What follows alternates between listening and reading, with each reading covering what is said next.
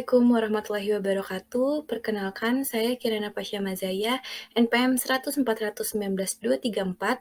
Pada kesempatan kali ini, saya akan memaparkan hasil spesies saya yang berjudul Rencana Bergabungnya PT Garuda Indonesia di bawah PT Aviasi Pariwisata Indonesia terhadap potensi praktik monopoli dan persaingan usaha tidak sehat dihubungkan dengan asas demokrasi ekonomi. Penelitian ini dibimbing oleh Ibu Dr. Ratna Januarita, SH LLMMH, dan diuji oleh Ibu Dr. Yeti Semiati, SH MHum. Latar belakang permasalahan dimulai dari pandemi COVID-19 yang mempengaruhi kemerosotan sektor pariwisata dan transportasi. Dapat dilihat dari tabel di bawah ini yang menunjukkan bahwa turunnya angka wisatawan asing pada tahun 2020. Untuk mengatasi masalah tersebut, pemerintah melalui Master Plan BUMN melakukan restrukturisasi sektor pariwisata ke dalam bentuk holding, sehingga akhirnya terbentuklah PT. Bismillahirrahmanirrahim. Assalamualaikum warahmatullahi wabarakatuh. Perkenalkan, nama saya Habib Abdul Zahir, NPM 100-419-233 dari Fakultas Hukum. Saya akan memaparkan skripsi saya dengan judul Tanggung Jawab Shopee kepada Konsumen atas ketidaksesuaian produk yang dijanjikan merchant dan mekanisme pengaduan ketidaksesuaian produk menurut hukum positif di Indonesia. Adapun latar belakang dari penulisan skripsi saya, yang pertama, perkembangan teknologi. Dan menurut laporan WR Sosial pada Januari 2022 terdapat 204,7 juta pengguna internet di Indonesia. Dengan pesatnya perkembangan internet saat ini terbentuklah sebuah sistem perdagangan maya yang dikenal dengan sebutan e-commerce.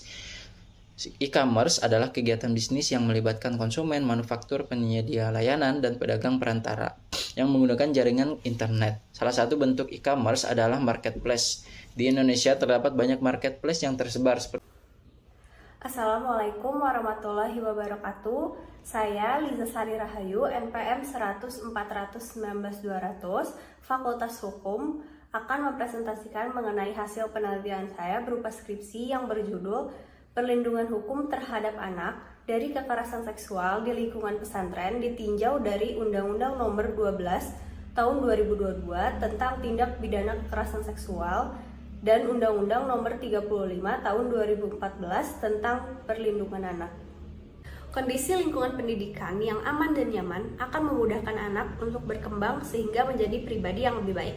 Sebaliknya, jika lingkungan pendidikan tidak aman dan tidak nyaman bagi anak, maka anak akan merasa takut dan terancam melakukan kegiatan-kegiatan di sekolah. Maka dari itu, selain lingkungan keluarga, sekolah pun wajib menyediakan suatu sarana agar anak merasa aman dan nyaman sehingga terhindar dari bahaya. Assalamualaikum warahmatullahi wabarakatuh. Perkenalkan, nama saya Jessica Nuralia Serena, NPM 100-419-069 dari Fakultas Hukum, Program Khususan Hukum Perdata dan Bisnis. Pada kesempatan kali ini, saya akan mempresentasikan hasil penelitian saya yang berjudul Tanggung Jawab Pelaku Usaha Terhadap Kerugian Konsumen Akibat Iklan yang Memuat Informasi Tidak Benar Atas Produk Skincare yang Diperdagangkan Melalui E-commerce.